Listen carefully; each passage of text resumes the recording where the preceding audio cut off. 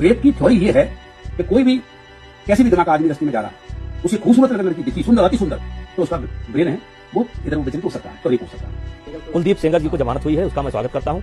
उनके साथ अन्याय हुआ था, उनके साथ षड्यंत्र हुआ था। रेप में फांसी दी जाएगी? 3 लड़के हैं, गलती हो जाती है। वो लड़की अगर नहीं जाता तो ये घटना नहीं घटते थे। अगर जाने का टाइम लड़की किसी को बता के जाते थे, 2 सहेलियां लेके जाते थे, ये नहीं घटते।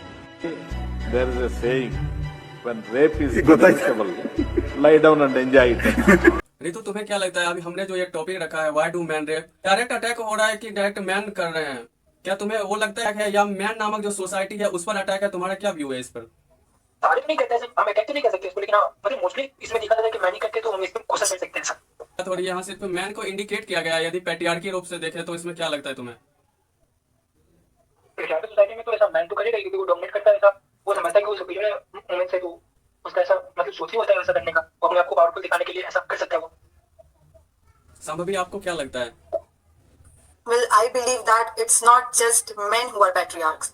Being a woman, we have seen एक saying है ना कि औरत ही औरत की सबसे बड़ी दुश्मन होती है. Of course, it's not a complete reality, but it is not something जिसको कि बिल्कुल भी खारिज किया जाए कि नहीं ऐसा बिल्कुल भी नहीं, क्योंकि ऐसा है। अगर हम मेल तो रेप करते हैं, ये तो है ही बात, बट हम women जो है हम उसको justify करते हैं. We try to justify these heinous crimes by saying all sorts of things to the girls or to the women, because अब वो लिमिट एक पहले होता था ना कि जब न्यूज आती थी when we were like teenager, तभी न्यूज आती थी कि टीनेजर का रेप करा गया या फिर एक यंग वुमेन का रेप करा गया, बट अब लोगों की आंखें खुलनी चाहिए ना, अब नहीं तो कब, दैट इज द पॉइंट कि अब तो 3 साल की बच्ची, ठीक है, और 30 साल की औरत और 60 साल की लेडी, 70 इयर्स ओल्ड वुमेन, किसी में कोई डिफरेंस नहीं है। तो आप जो भी जस्टिफाई करो ये कह के कि ओके उसने ऐसे कपड़े पहने थे और वो रात को बाहर गई थी, ओके फाइन। जो लोग कहते हैं कि सिक्योरिटी अपने हाथ में है, कोई भी लड़की कितना भी मॉडर्न हो, कैसा भी मॉडेस्टी, जो भी आपका स्टैंडर्ड्स है उसमें नहीं भी फिट हो रही है, तो भी उसके साथ रेप नहीं किया जाना चाहिए। दैट्स व्हाट आई बिलीव कि कोई कुछ भी कर रहा है, कोई कुछ भी पहन रही है, क्योंकि एट द सेम टाइम आप भी कुछ भी पहन रहे हो, आप भी रात को बाहर जा रहे हो, आप भी रात को बाहर खा रहे हो, पी रहे हो, घूम रहे हो, और लड़की भी वो चीज कर रही है, ठीक है। किसी के तो ऑफिस आवर्स होते हैं, लेट नाइट, और लेट नाइट का तो बात नहीं है, यहाँ पे खुले आम रेप होता है। They don't even